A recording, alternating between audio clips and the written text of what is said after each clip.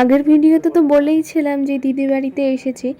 এবার দিদি বাড়িতে কেন এসেছি এটা হয়তো তোমরা অনেকেই বুঝতে পেরে গেছো। তাও আমি বলছি যে দিদি বাড়িতে কেন এসেছি। আমি আমার প্রথম আইবুড়ো ভাত খেতেই দিদি বাড়িতে গেছিলাম।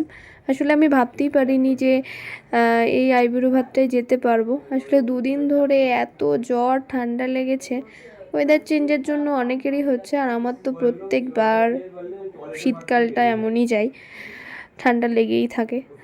তাও যাই, ওষুধ টষুধ খেয়ে গেছিলাম। তারপরে ওখানে গিয়ে ব্রেকফাস্ট করে আমি রেডি হয়ে নিয়েছিলাম। আর যে শাড়িটা পরেছে এই শাড়িটা দিদি আমাকে গিফট করেছে, কেমন হয়েছে সবাই জানিও।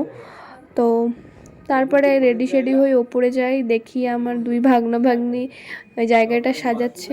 তাই আমি আবার একটু ছাদে চলে গিয়েছিলাম ফটো তোলার জন্য। এসে আবার সকলের সাথে ফটো তুলে নিয়েছি। ফটো তোলার পরে বড়রা সবাই আশীর্বাদ করে নিচ্ছিল। আশীর্বাদ করার পরে আমার দিদি প্রথমে একটু সব কিছু দিয়ে একবারে খাইয়ে দিল। তারপরে আমি একা একাই খাচ্ছিলাম। আর দেখো আমার সামনে দুজনা, মানে আমি একা একা খাচ্ছিলাম বলে সবাই, মানে দুজনা বসেছিল, আমাকে ভরসা দিচ্ছিল আমরা আছি, তুই খা শান্তিতে।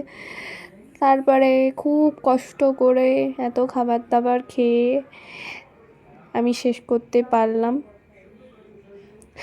শেষ করার পরে নিচে চলে গিয়েছিলাম। নিচে গিয়ে তারপরে একটু রেস্ট করে আমরা আবার রেডি শেডি হয়ে বেরিয়ে পড়েছিলাম। সেদিনকে আর থাকিনি, কারণ দিদির ছেলের আবার পরীক্ষা, তো ওই কারণেই আর থাকা হয়নি।